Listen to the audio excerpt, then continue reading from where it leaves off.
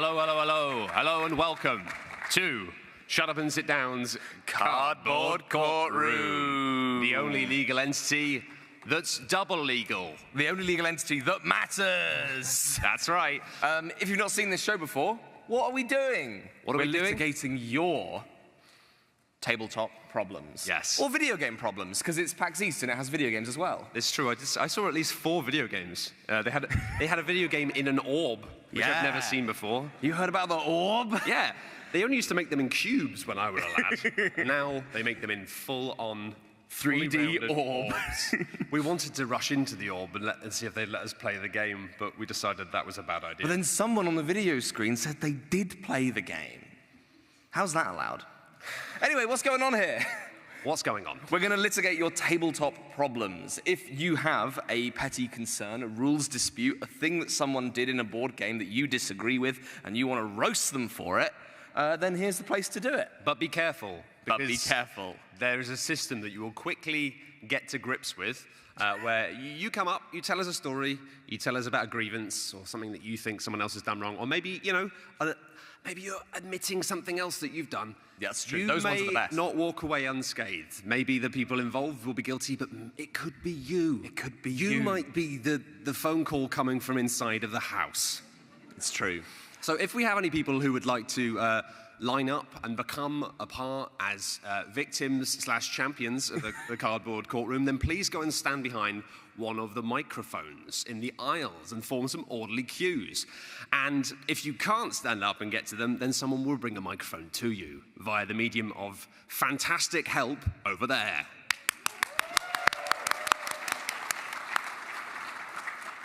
Surely somebody has some beef with something or someone.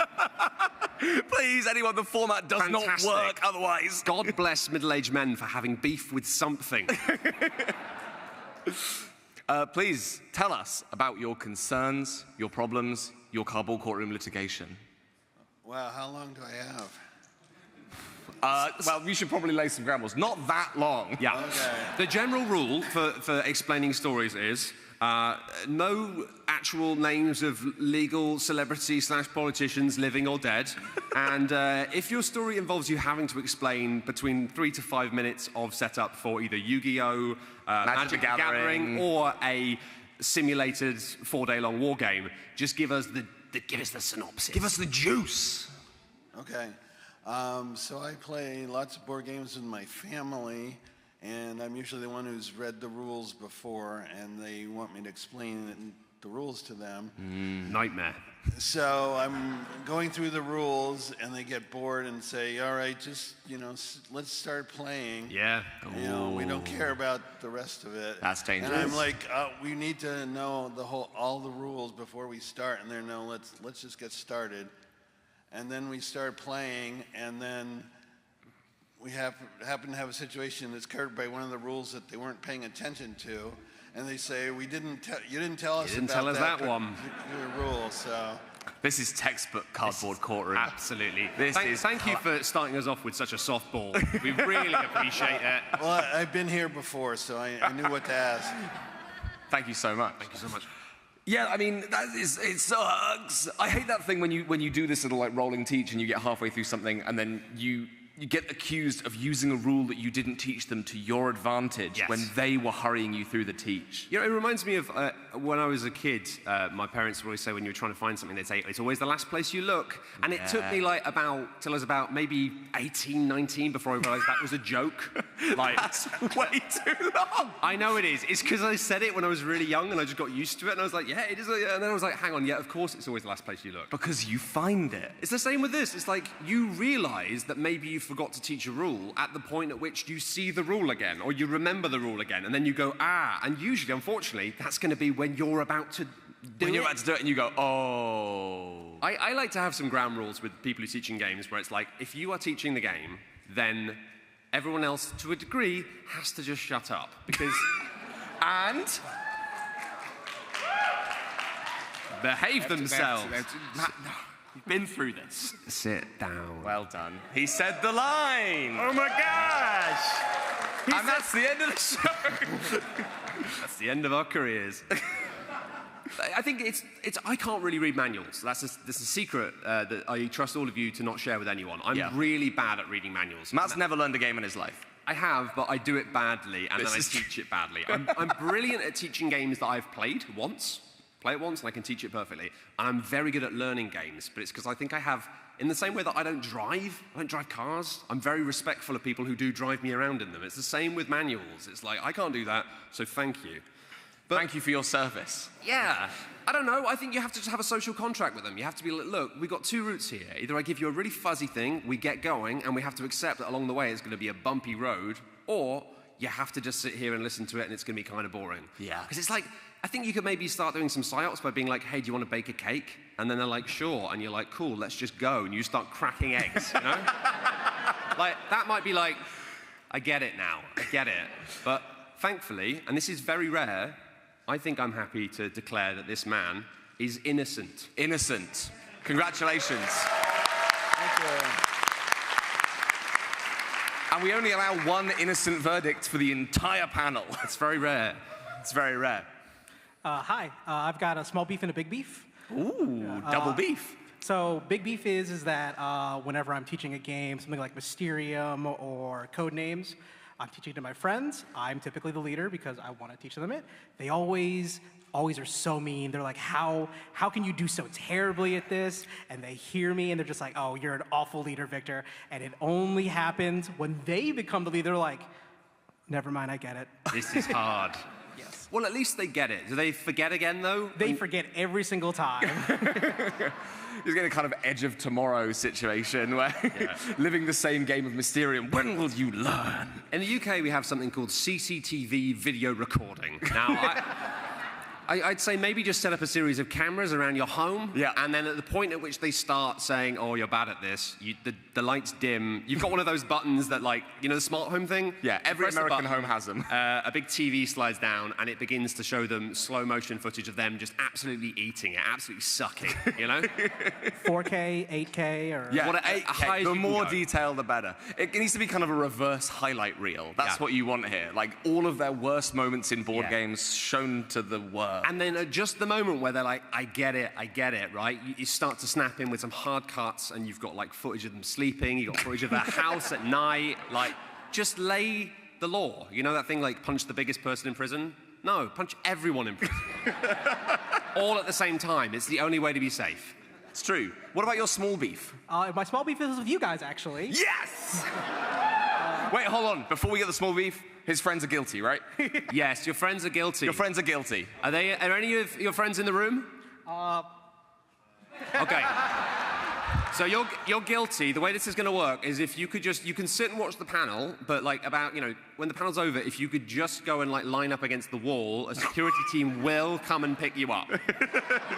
But for now, they're not here yet, so just chill. Yeah. 2 years ago, I was at PAX Unplugged, and you guys did your top 1,000. Yeah, that was a comprehensive and complete show. Yeah, how many entries did we do? Like 5? And you both put my baby at 700-something on the list. Your baby specifically? You said babies in general, but I feel offended. Oh, right. I was like, damn, that was mean of me. Like, that guy's baby? Get it out of here. All other babies, a few spaces up, but this guy's baby. Did you say you had a big beef and a baby beef? Now I do. Because when you said you had a big beef and a small beef, I imagined like a normal-sized cow and like a tiny cow. So I was already ready for that baby vibe, so this is great. Yeah, this is wonderful. I'm in the zone. Listen, the top 1,000, we are board game critics, and therefore, like, rating everything in the universe to a top 1,000 comes naturally to us. Yeah, it's something that naturally we have an ability that you don't. And you have to understand that, like, actually, you're looking at it the wrong way. Your baby is within the top 1,000 things in reality. Yeah. Reality's a broad canvas. What did we put up, like, at the top? It was, like, milk or something. Yeah, it's probably milk. I don't know. Yeah. Anyway, so I guess what we're saying is that we're innocent here? Yes, we're innocent.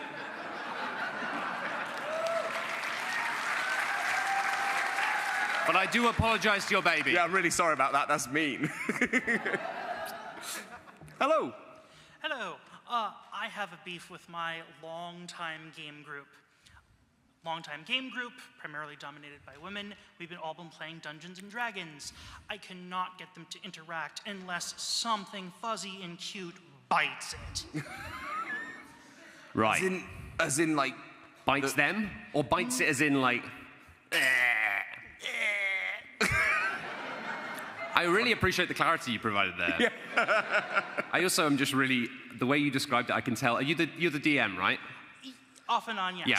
I can tell by the fact that you described it as if you were like, you are in a room playing Dungeons and Dragons. It is dominated by women. What do you do? It was wonderful. I mean, have you just tried like constantly murdering animals within your adventures?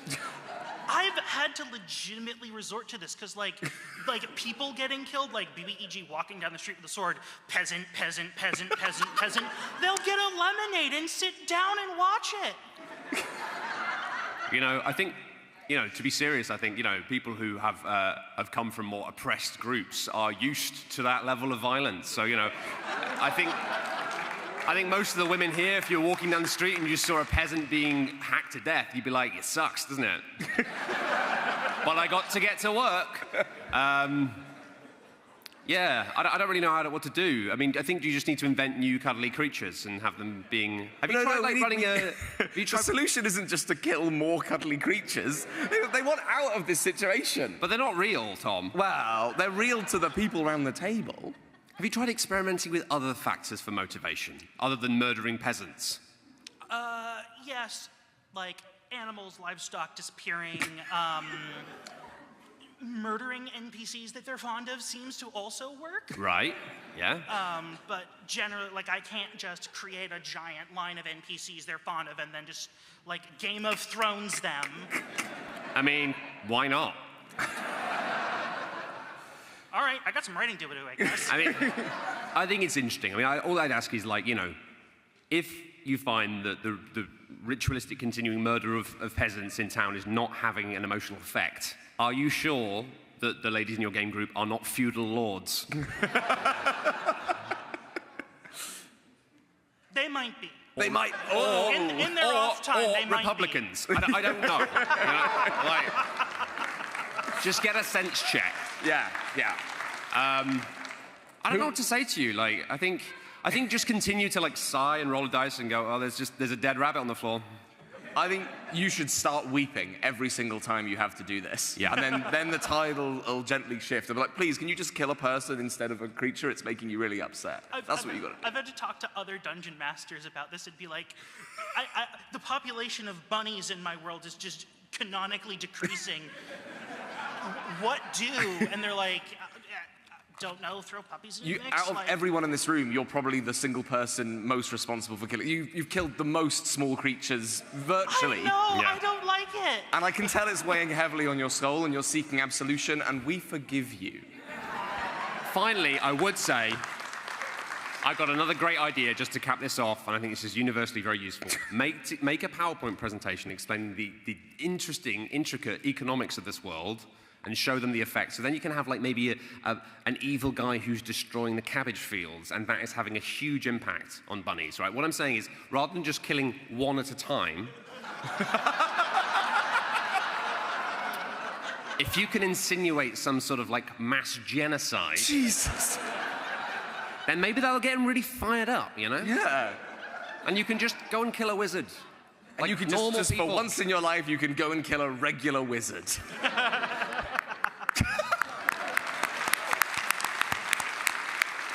Oh, we do such good work here. My self-help ebook is coming out very soon. Hello. Hello. I am suing my beloved husband because we have a board game, Bunny Kingdom, which is a little smelly. Oh, we know it. Yeah, it has a persistent mildew smell, is the thing. And whenever I offer it up at a board game night, I'll mention the smell. And I'll say, you know, here we could play Ethnos, really fun set collection game. We could play Bunny Kingdom, it kind of is stinky. And my beloved husband has requested that I stop doing this, and I am suing to keep doing it every board game night that we play Bunny Kingdom. So this is the first time we've had someone bring to us like a legal dispute with a money element. Yeah. Right? You want cash, right? And I'm sorry, I don't got anything on me. I don't know. Well, I don't really know how suing works. Maybe we don't. Maybe neither of us know. Maybe this doesn't involve money, and we're just idiots. But I like that idea, so I'm going to keep it in my mind. Bunny Kingdom is an interesting one to bring up because did you know that like I really like Bunny Kingdom? This guy, I don't remember. you hated Bunny Kingdom. Oh, I hated it. You despised it. Yeah. Do you not remember how much you hated it? The vitriol you had for that game. I was young. That's true and kind of beautiful. Have you considered like smell profiling the other games just to level it out? Yeah. So rather than being like Ethnos is a deck builder, you'd be like, we've got Ethnos. It's Doesn't a really smell of stinky deck anything. TI smells kind of musty, or you know.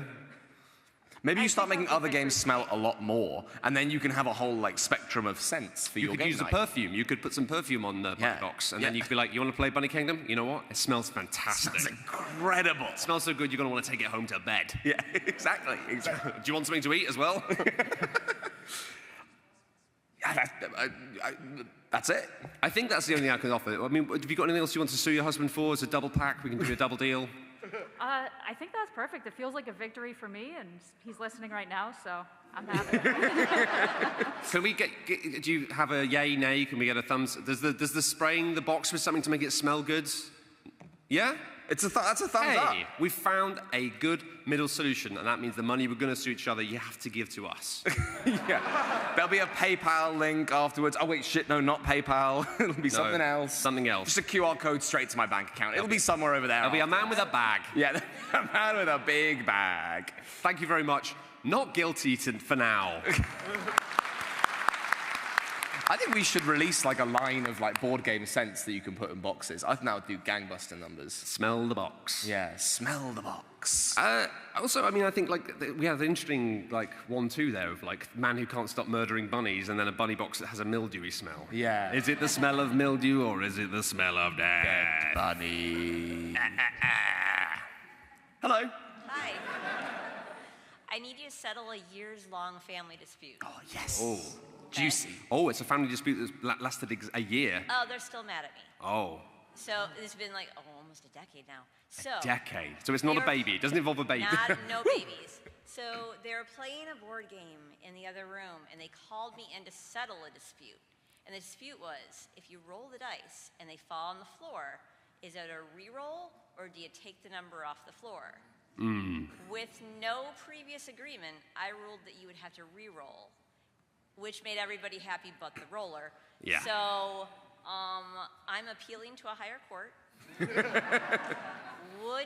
With no prior agreement on dice, would my ruling be upheld?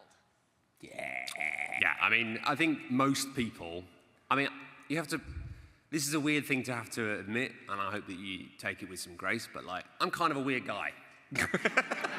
And I'm not bothered about dice going on the floor or whatever, or anything. Yeah. Floor is part of the world. Let's all just embrace everything. However, most people, if something falls on the floor, they treat it as something that doesn't really exist anymore. Whether it's food, like themselves, or whatever. Like, it's different now. It's other. The floor And is I think lava. that when a dice goes on the floor, most people would not expect that result to be the one. No one's scrambling around to see it. They're scrambling around to find it. And then we're like, roll it again. So I think you're not wrong. At the same time, I do think that it's nice sometimes to show a bit of goodness. When, like, sometimes I'll roll a dice and it falls on the floor, and I look at it and the result is crap, and I'll say, I'll take it. I'll take it anyway, you know? Because I think that's the point. If you said to them, if we rolled it and it fall on the floor and you'd done really badly, would you have said, let's keep it? Would they have done that? No. And so at that point, really, you're just arguing because they want a 6. Yeah, that's true. You should just let them like put the dice on whatever face they want. Is that what we're saying? Well, I mean, this really comes down to like, there's a group of people you play games with. The person who got really miffed. Do they play a lot of games? We play games all the time. We're all here. The whole family's here. This is Not interesting. in this room, but Oh, okay. one of them's here. But One of everybody's them's in here. PAX. Is it the guilty party? No, I'm having her videotape so I can have proof of my Allegedly. ruling being upheld. That was a little sneak preview of our verdict there. Yeah. Allegedly is the. I think sometimes it's weird, but like really, it's if somebody gets annoyed about that sort of thing and they don't really play board games all the time, or they're not like maybe up to it, it's fine to let them just win. In the same way, like, you get the sense when you're playing with, like, a child or someone who doesn't play board games, that winning really matters to them. This is true. It's like, sometimes you think, well, screw it, just let them have it this time, because, like, does it matter? To me, there's two ways you can go about resolving the situation. You can either go for the cool guy method, which we employ, evidently. You can learn about the cool guy method in our ebook. Yeah, these guys are pretty cool. It's called the cool guy method. Cool guy method is that nothing matters and you just vibe it. You just roll it on the floor and you go, do you want that roll? And then you go, yeah. And then you show them and you go, you lost. And you go, oh.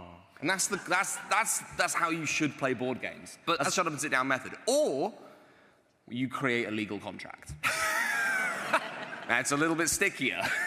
I think you've ended up in a difficult position as the matriarch of games here. The fact that somebody had to make a call about whether or not it was legitimate. Everyone else was fine with it, apart from that one person. But the bottom line is, if you flipped it the other way, then maybe everyone else would have been unhappy. I think you're in a position where, like, really, if there wasn't going to be an easy, like, everyone's going to agree on this, you had to take a line, and you chose the option which was fair. And if people don't like you for being fair, then maybe they don't like board games. And now I have a new T-shirt I can get that says Matriarch of Games. So Yes, indeed you can. You can have that as a quote. Innocent, allegedly. Innocent, allegedly innocent. Hello there. So I'm going to toss a tough one at you. Blood on the Clock Tower. Oh. That is a tough game. That's the litigating blood on the clock tower. After watching your video some number of years ago, gosh, how long was it? I got into the Discord of a fellow British group, let's say, to play Blood on the Clock Tower. One of my first games, the Snake Charmer got a widow hang, but refused to tell everyone for the entire game, which made the game basically unsolvable. And I was a little annoyed at them because I almost had that information. So, I mean, I'm just trying to decode this because I'm not super familiar with all of it. It's been a long time since I played it. Is it basically that somebody had a power in a social manipulation game and then they didn't use it or tell people about it in a way which made the game kind of impossible? Widow is one of the minions that allows we don't need to get the specifics of it. I'm just trying to get the gist of, like, the... They had information about one of the bad guys existing. Okay. And they didn't share it. Right, because they were hoping that the widow would come to them, tell them who their demon was, so they can, the Snake Charmer could pick the demon, become the demon, and then win that way? All right, well, they had a plan, all right? Now, and the thing is, it's very difficult to say when somebody says to you, listen, I thought I could betray the trust of the Demon Lord and then become the Demon Lord and rule over everyone. It's very easy for us to say, maybe you shouldn't do that. It's wrong want to do that. But I think that you've just got to, like, let people live their dreams. That's what it says on the wall in my flat. You can be whatever you want to be. But see, here's where I was going to turn it into an am I an asshole pulse. Oh. Yeah, I'm actually going to give you a hard one. What did you do? Putting myself on trial. What did you do? I mean, I basically said, well, F you. I don't want to be a part of this group playing this game. Right. If this is how we're going to behave, where people are just going to kind of throw the game, because they ultimately lost because they never got the demon information they hoped to, and it just became very hostile. Well, it's never too late to walk it back. How long ago was this? Oh, this was years ago. Right. It might be too late to walk it back. I don't know. It might be too late to walk it back, but enough time might have passed that it's kind of an ancient thing. You can just be like, that's silly, wasn't it? Yeah, you can come back wearing like a big fancy moustache and a top hat. Be like, that guy? I have no idea of who you speak. I am a Bloodtalk Tower. Colonel Bloodtalk Tower. Your love of the game is really showing right now. Listen. But am I the asshole? I don't know. Honestly, I'd say in most groups, perhaps. In some groups, no. In some groups, yes. To be honest, I have a kind of issue with Blood on the Clock Tower that is kind of adjacent to this, in the fact that I think it is a game, much like lots of the games that we cover that are big games, juicy games, like Twilight Imperium, that are played by different people in different ways. And when you have the groups kind of intersecting in ways where they're not supposed to, that's where you get some friction. And I find that a lot of the time when I see people being like, I'm really into Blood on the Clock Tower, that means they've played it like a lot of times. The thing about Blood on the Clock Tower is I think it's a fantastic game that I would never wish to play with anyone who had played it more than once. Because I don't want people to know the metagame. I just want to have an interesting social experience where everyone's kind of scrambling around trying to work out what's going on in that kind of haunted house puzzle box thing. And every time I've played it with people who know the game, I find they are playing the metagame in a way that makes it not fun for me. And so I think what you might have had is someone in this group that maybe didn't gel with what you were trying to do. And they, to be honest, sound like they were having a great time. They're a vibes-based gamer. They were like, I'm going to succeed the Dark Lord. This is the best night in ages. And, you know, I think you'd find a lot of groups that would have a problem with that just as you would. But I think that it's just a vibes difference. And I think you got to, in the same way I see lots of people, like one of the most popular games on Tabletop Simulator, last time I was on it, which to be honest was about 4 years ago, was Secret Hitler. And the idea of playing Secret Hitler on Tabletop Simulator, to me, is quite frankly absurd. I don't know what's happening there. But a lot of people are like, this is what's happening. I love this. And I think it's just a different way of playing. And I think that like it's very easy to look at it and be like, I can understand why people who play based on the metagame and based on how you should play, seeing people who are rogue agents are just like, why would you do this? But at the same time, I assure you, there are lots of people like myself who are just being absolute weirdos and having a lovely time.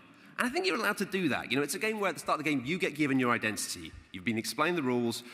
You get to be that person. And if someone wants to go and be a weirdo and try and become the Demon Lord, if it spoils the game for other people, that's just tough luck. Because they put the role in the game design allowed them to try and trick the Demon Lord, kill them, and become the Demon Lord. You should let them follow their joy. And so, it's like saying to someone in a Eurogame, like, you shouldn't be allowed to build that many trains. Like, they can. And they will. And they will. So I'm going to say you're not guilty. But not innocent. But I'm also going to say that the other person was innocent. Yeah. I hope is that acceptable? Halo's held up my horn, so I'll take it. Excellent. Thank you very much.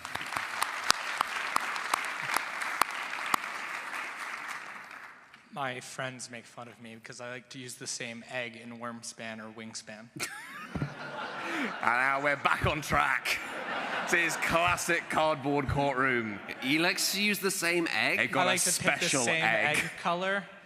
So like in Wingspan, I'll use like the nice pink color on all my birds because I think it's a flattering color. So it's not one specific egg component? No, I don't have like one of the pink ones. I'm like, this one's slightly scratched. You know, somehow I'm less sympathetic now. I don't know. Do you bring your own eggs? No, I pick the same one to add to my thing, and then people are like, don't do that. People at my game group didn't like when I brought real chicken eggs for my copy of Wingspan. They hated this that. economy? They really didn't like it when I was cracking them open directly onto the cards either. But you know, it's fine when they're boiled, I think. You've got to cut that toxicity out of your life. When the little dice tower gets clogged up because you keep putting 4 boiled eggs into it, I think that's a problem, Tom. I really do think that's a problem. I think you're in the wrong. I scrambled them one time, and they didn't like that either.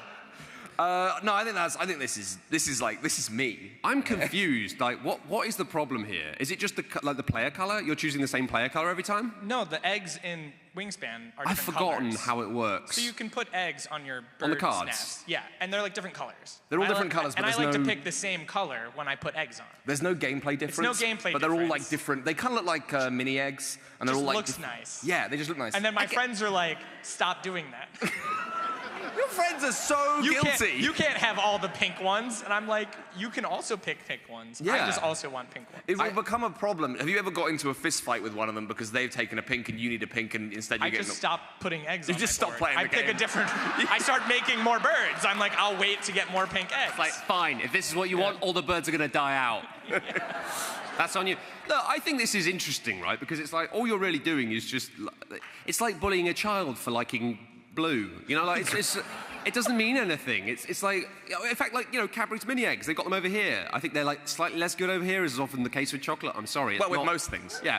I don't know, actually. They've got some good stuff over here. Some of it really works. But if you just go through and just eat one of the colors, like of egg, it doesn't make a difference. They all taste the same. So what's the beef? I think really the issue here is that they all really love the pink eggs too and they want to do it, but they realize that not everybody can do it.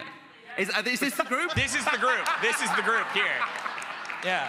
The culprits of the game.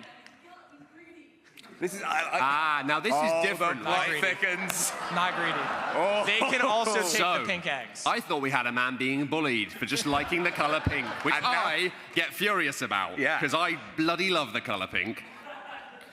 But actually, we've got a greedy little hen sitting on all of the pink eggs while his dear friends are desperate. Please, can we just have one pink egg? Just a glimmer of pink, No. just a shard. Just a touch of fuchsia, please, please, please, please. Sir, share the pink eggs. What I would say to you is, you know, is it an act of madness to kindly email the designers and publishers of the game and ask if you can just have a bag of extra pink eggs? I would say that that game has been wildly successful in a way that most board games aren't, and if they didn't just send you an extra bag of pink eggs with a shrugging like, yeah, we've made more money than we know what to do with, then that would be rude. Then they would be guilty.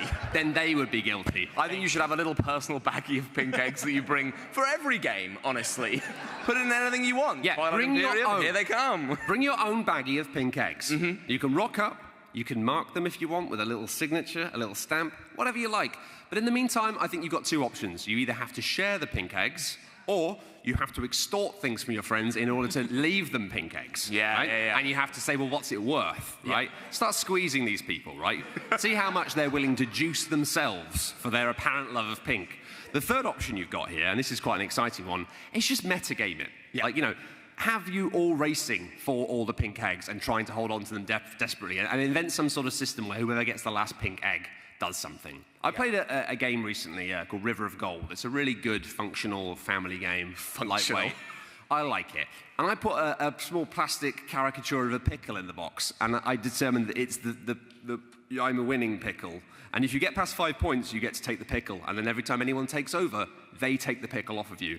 That pickle now lives in the box, and it is effectively a rule. So I think just make a rule. Just get a pen, write in the manual, put a post-it note, and make a pink egg rule. Make something that's relating to the pink eggs, and then just roll with it. You're designing your own legacy game at this point, and it'll be way more fun. Yeah, maybe you could have like a score sheet of like who had the most pink eggs at the end of each game. Like gamify it.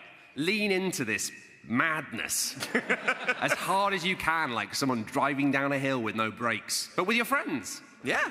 Thank you. You're welcome. And nobody's guilty. No one's guilty. Initially, that spoke to me so much. Like, I love having all of the same thing in a little row on a board. I know you do. I remember when I first started playing board games with you, actually, Tom, I had to be a point where I had to be like, you've got to stop touching my components, Tom. 'Cause you just love organising things. I to the love point where, like, I go organising. and you just start moving it. You start taking my moves for me, and it's like, I get it. It's not good. But you can't do that. When we were playing games on Tabletop Simulator with Pip, with my little virtual hand would go across the table and arrange her components, and then she would just pick them up and just throw them off to one side a little bit. Yeah. And like a vein would pop in my forehead at the time.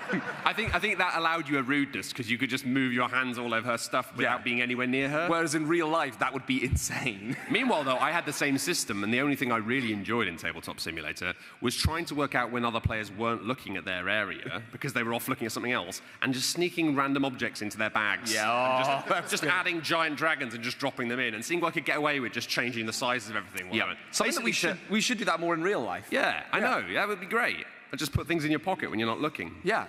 Hello. We have another person. Hello. So I would like to present to the court a situation where I've had my longtime friends, we've been playing games for a long time, where games will take a lot longer, sometimes double the length, because we get stuck in the hypotheticals.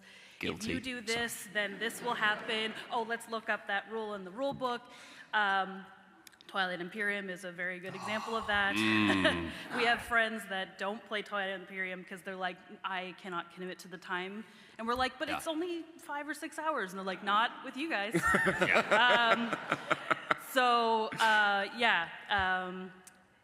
A recent example is I was convinced to come over and play Ankh, which on Board Game Geek says 90 minutes, I think. Oh, no. It was 5 hours.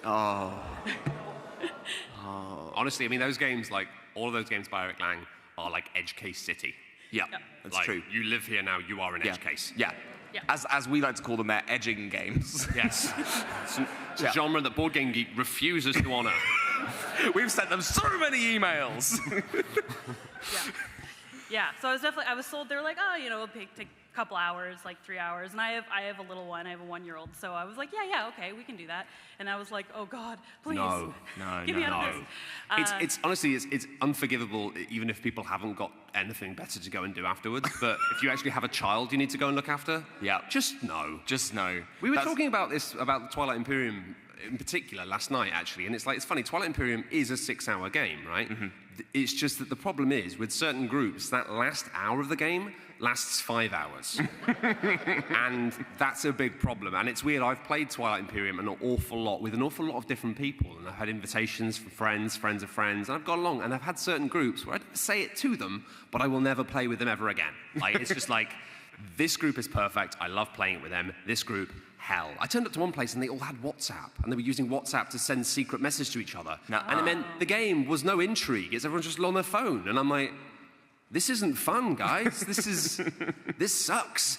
Anyway, I think it's the bottom line with it is there's a cutoff point for games like that, for a 5-hour game. When it gets that last hour, everybody needs to agree that the time for trying to win Twilight Imperium, that was 2 hours ago. Yeah. And that's where you implement the air horn. You have it under the table, and when you've had enough, you just put it on the table. First you put it on the table. Yeah. And then everyone knows that it's time to stop, and then you get you just position your hand right on top of it. The best thing to do is, as soon as it gets 9:45 p.m., if someone goes, can I get the rule book? You're like, yeah, sure.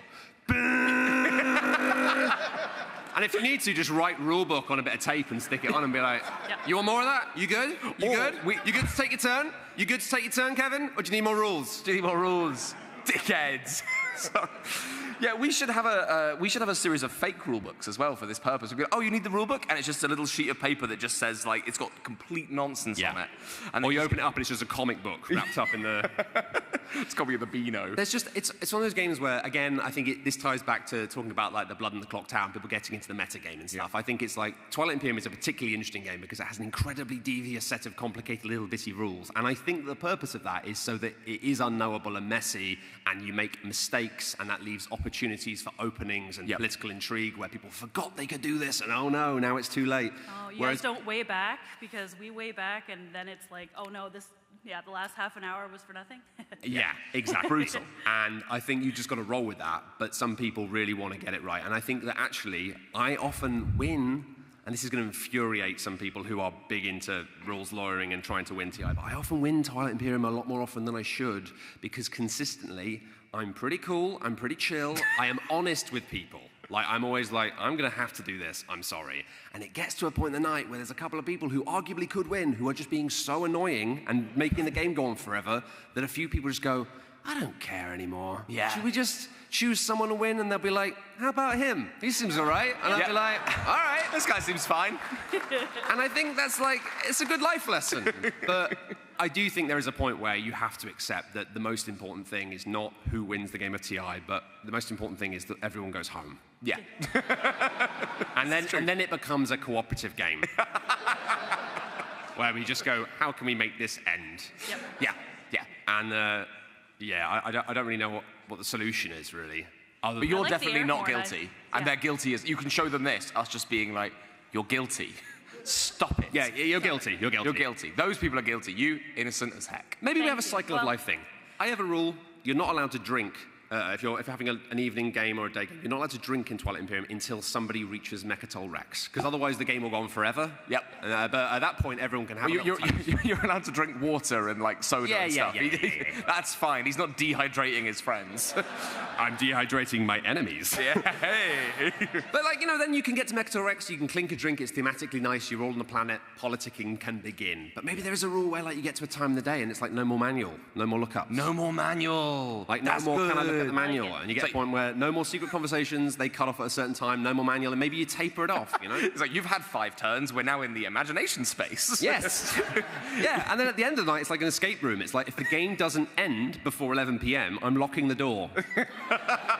And you all sleep here. Yeah. Just be a bit fascistic about it. Just a little squidge. Just a little peaky, squeaky, cheeky little squidge. Is that helpful? Yes, it was very helpful. Yes, thank you. And they're all guilty. Yeah. And I am never, yeah. Not guilty. Not guilty. Hi there. Hello. I'm experiencing a betrayal at House on a Hill hostage crisis. Right now? One particular player, who I love and am legally bound to, she makes the stipulation at the beginning of the game, if I become the traitor, I'm not doing it. You have to do it, because I don't want to learn the rules and mess it up.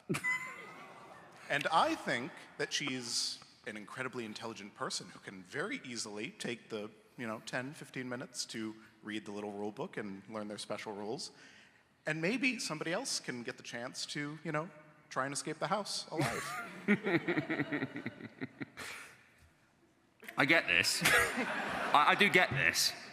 I think this ties into a general thing that people have, that I think a lot of people, when they play board games, don't want to play board games full stop, because they're worried they're going to get it wrong and look stupid. And they're going to spoil the game. And I think particularly a game where one person has to do something separate, and they have to get it right, because if they don't get it right, the whole game is spoiled.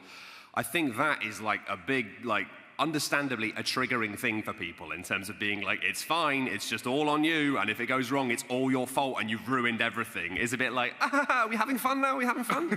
But it is frustrating when you have people who can do it, and are smart enough, and they'll be fine, they'll be able to handle it. But I think you've got to maybe do a test run. That's what I was, run a simulation. Yeah. Just run a simulation game where you can do it without it being a real game. Yeah. You're going to need 2 VR headsets, digital copy of Betrayal at House on the Hill, and you'll be flying. Yeah, absolutely. You run that 1,000,000 times. You create a digital simulation of your wife, and then you just run, an endless kind of. Yeah, there's no problems with any. Then you make a digital simulation of yourself. Yeah. You make the digital simulations fall in love with each other and marry. Yeah. Okay. And then you email Fantasy Flight Games and say, "Fix your game, scrubs." Yeah. Was that helpful? It's not Fantasy Flight, I don't think, is it? No, it's not even Fantasy Flight.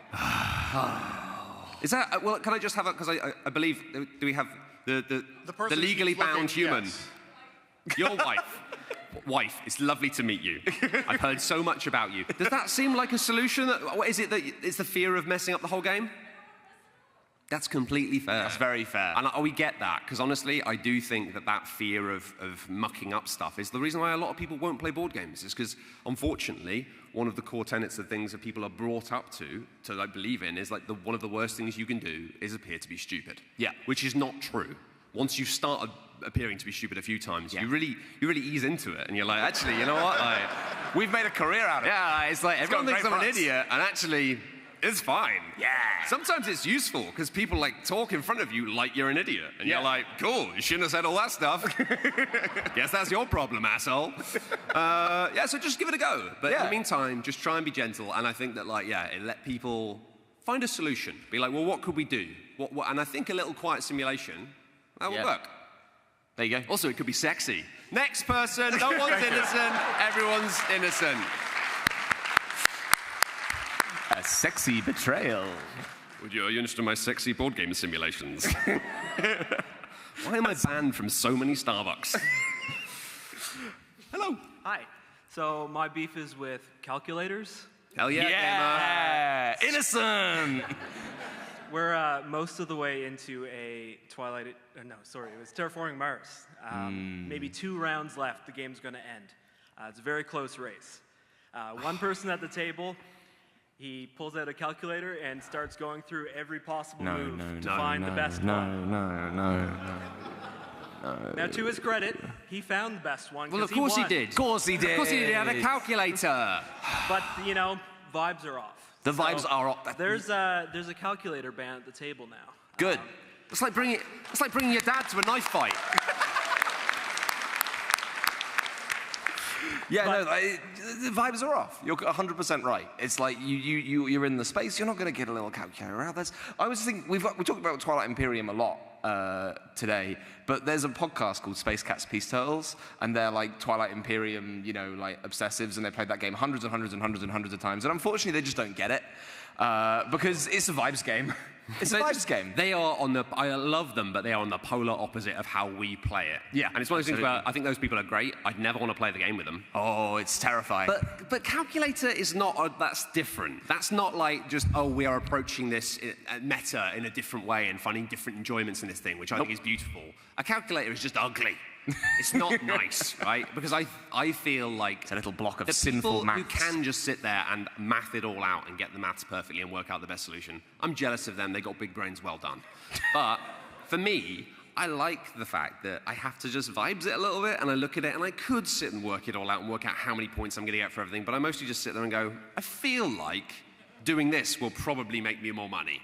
And then often you're right, but you don't know exactly how right you are. But it's the equivalent of like someone trying to play like a multiplayer game and pausing it every 5 minutes. You know, it's like, I'm just going to go and make a spreadsheet so I can work out the best thing to do right now. It's like, we're having dinner, Kenneth. Like, do you want the chicken or the fish? Like, just, it does feel like cheating. I think that if you want to make your friend feel kind of like a little more welcome at the game night without going full, calculator ban, 3 sums per game. That's pretty reasonable. I'll occasionally whip my little phone calculator out and be like, what's 2 + 9? Just for, just to ease the little noggin. It's not going so great these days. You could give them an abacus. Yep. Or little blocks with numbers on them. Yeah. Yeah. All of these options But I'm also just thinking now that, on the other hand, you could have someone who like really has issues with maths for various weird developmental issues or whatever, in which case saying, no, you're not allowed a calculator is evil. Yeah. Yeah. I feel like this comes down to like the crunch point. Like, were they doing it often, or was it just every now and then? This was literally one time. One time, but it sounds like it took a long old time. How long did it take? Like 10 minutes, maybe. 10 minutes. You see, a calculator should be making it quicker. Yeah. I can forgive someone if they said, listen, this is the last turn, it's kind of important. Is it all right if I just use a calculator because it's going to take me like 2 minutes instead of like 10? Then I'd be like, do it. Yeah. But 10 minutes running the full simulation. That's 3 sums. You're allowed 3 sums. You look over their shoulder and they're just writing the word boobs upside down. And you're like, Ken, the waitress isn't going to come back for another 10 minutes now. I don't know. I think what I would say is that maybe they could get a really nice, cute calculator, like one that looks like a little panda or something. I've got one of them. That's nice. But they are guilty. Yeah, unfortunately they are guilty. Yeah. Thank you. I think they're guilty, really, though, to be clear, of taking 10 minutes of thinking. Yeah, that's the guilt part. Yeah. Or you could hire a mentat. Yeah. From June Style. Anyway, yeah, that's... Thank you. Hello. I'm here seeking vindication and validation. We love for it. being frustrated with a friend of mine. Hell yeah. So we have been playing the board games with this particular friend and his wife for quite a while. They're actually some of the people that got us into board games. Recently, within the past 2 months, we played Let's Go to Japan, which is a really lovely, fun, chill vibe game. And then we got to the end, wherein you are running your itinerary, and I am the rules explainer in our group, so I'm the one who reads the manual, and I had played this game before, so I knew how to explain it. I knew the flow of the game and had done so pretty expediently. We get to the end where we're running the itinerary, and this person insists that I did not explain the stress and happiness scale to them effectively. And here's the part that I would like validation for being annoyed about. They then proceeded to rearrange their itinerary because they insisted that I had not explained it to their satisfaction and that those 5 points would in fact have won them the game. And it took approximately 10 to 12 minutes for us to get back on track. So how long had you been playing the game for when you got to this point? how long? Yeah, how long before you got to that stage? Because it wasn't the end of the game, right? It was just the first No, stage. it's the end of the game. It's the very end of the game. Oh. Yeah, so you lay out each of the 7 days, one at a time, basically. So at that point, it's like, it's done. It's, Yeah. I'm sorry we got it wrong, but like, Yeah. what can we do? They're so guilty. I'm sorry. Thank you. I feel like this is, if you want to like, play the game to 100%, then you should be the one who learns the rules. Yes. Yeah. Yes. To make it worse, this guy does this a lot. We've had to. I of am going to course it's steal a the guy. air horn rule. I'm going to steal the air horn because I just need him to stop touching fair. his pieces and moving them. Stop touching his pieces, yeah. I think also I'm still stuck on when you were saying at the start, I think it was so positive. I think as a t-shirt, it'd be fantastic. I am here to I'm here to validate and vindicate. I think that's just, I'm like, I'll carry a flag behind you if you want that. So at this point, I feel biased in the fact that, like, I think you could say anything and I'd say, you're innocent and everyone else is guilty. I'll kill for you.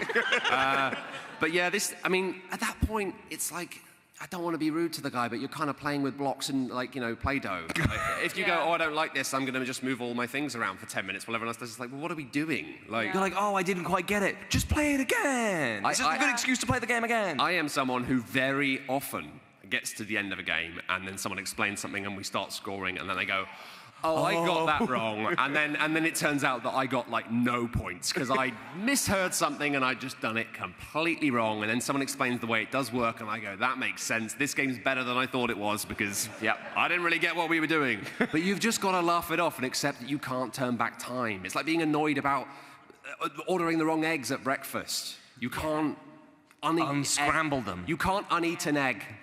Yep. True. That's our motto at Cardboard Courtroom. You are validated. You are vindicated. Thank you.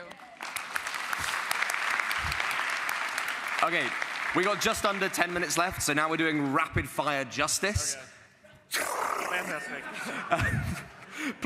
Please keep your cardboard justice svelte. It's fine. We've got enough for everyone to have about a minute and a half. A minute and a half of justice per person. So my beef is with my best friend over here. I lost a super fight round like 2 years ago, and this has been living rent-free in my head for the past 2 years. It was a 1v1, so we had to just like concede and move on.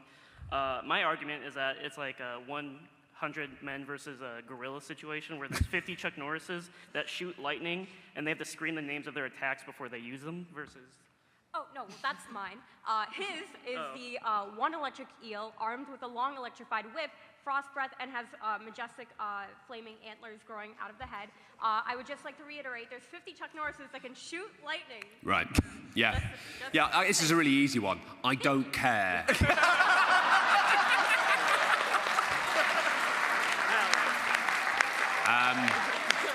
I think it's all made up. And you should just imagine all of the eels and Chuck Norris getting it on and having a lovely time. And then you can forget about this imaginary violence, because we've got enough violence in the world. You don't have to keep imagining your own at home in your head for fun. Imagine some weird, sexy times, shake hands, and agree that everyone wins. Your Honor. I don't think this is a contentious issue, but... That's a red flag. The people that I brought it to seem to have differing opinions. I don't think that when you introduce a game to people, you should, like, wipe the floor with them, maybe beat them. But I was at board game night last week. This guy was really excited about bringing First Rat to the table, which I had never played. No one else at the table had played. And the thing with that game is, like, the way you score points, whoever scores a certain victory condition first, like the amount of points you get for scoring that later is less. Mm-hmm. So it feels particularly bad to be like falling behind. And anyways, he like rushed through the rules explanation, was very kind of like quiet and Machiavellian when we were playing, and then like just doubled a point value at the end of the game, and it just kind of made it not that I think you're allowed, if you're the teacher, you're allowed to win the first game, but you've got to be real chill about it. That sounds like someone came to like wipe the floor with their friends. Yeah. They came to eat. They came to dine.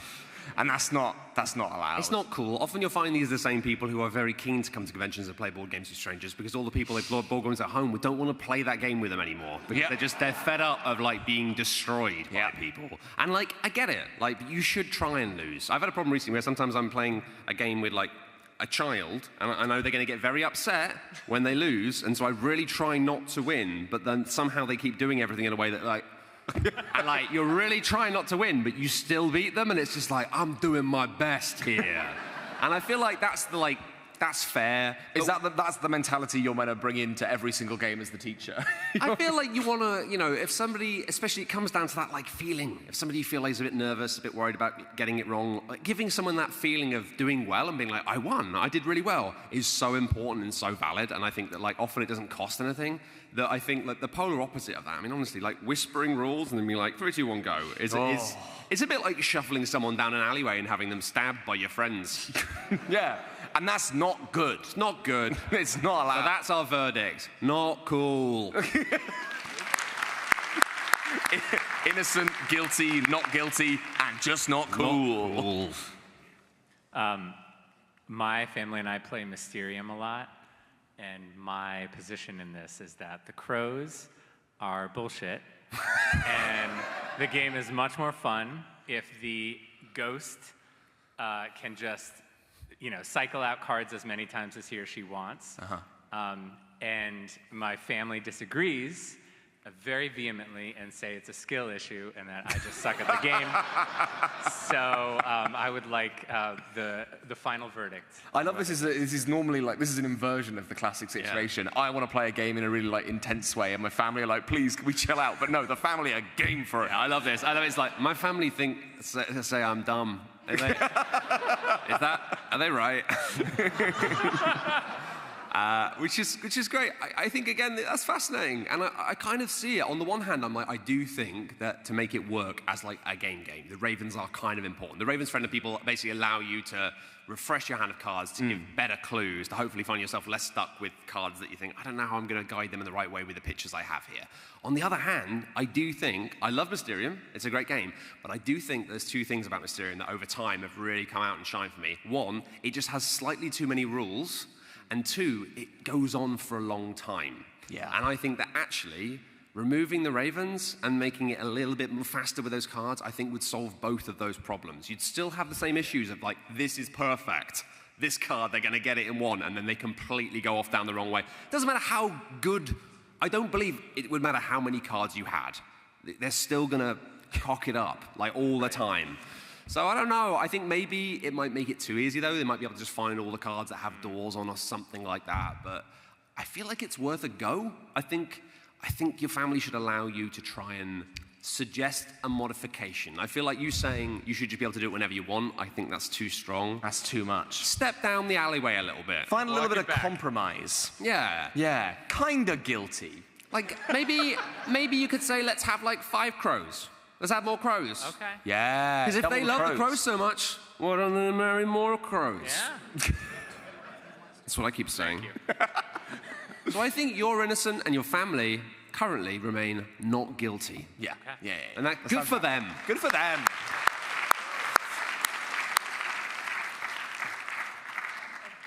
We have our final guilty contestant. Yes. My friend group is absolutely obsessed with playing Veil of Eternity because of a video that you guys made. But there is a card in the game that's absolutely broken. We know that if you get this card and have like basic synergy, you just win. And so we've removed it because we all agreed it makes the game not fun. But now, in an expansion, they have created a 2-card synergy, that if you get these 2 cards before round 6, you're guaranteed to win. But you need to get both cards before round 6, and both of those cards could be used in other things. Right. What do we do with those cards? All right. So I've got a question, because I played this game, but it was a long, long time ago, and I don't think I played the expansion. Are there any ways in this game to like stop other people from playing cards or to take cards off them? Is it just a case of they're milling the deck, and if they find them, there's nothing you can do about it? There is a mechanic, but you can't take them like out of their hand. When they're played on the board, you can take them off, but there's no guarantees that you'd have to have them played on the board. You could hold them in your hand until the round. And then just suddenly go, ta-da, I've won. And you win. Because you just get like a ton of points. That does sound a little, and there's nothing you can do to stop it. Yeah, Matt, did you Not play this really. game for the review? No, I didn't. This sounds broken as hell. It's like, it's in the expansion, and the card that like is guaranteed to win, you have to like realize, we play it a lot. So we've played it a ton. Right. So once we've played a lot, you realize, oh, okay, that's They got a right. meta game cooking. Well, I think at that point, like, you're kind of at the stage where you've got 2 choices, right? You either accept that that's just part of the meta game and start to work out ways around it and work out how you can, like, punish people for trying to get themselves in that position, and maybe psych people out and start being like, making people think like you've got that combination when you haven't. Or you can do what like a lot of people do when they've played a game far too much and just start like, it's a game with little sleeves. So there's nothing stopping you putting a bit of a post-it note on and just changing the rules, just play testing it and being like, hey, how about we change this slightly? Yeah. How about we make it work for our group a little bit better? Now you've seen through the veil and seen the game is broken. Because I think it's fine for games to have broken cards. I think it's fun to have broken cards. I think what you do, though, is an even more ingenious solution that I just came up with, which is that each game someone gets to shred one of the cards.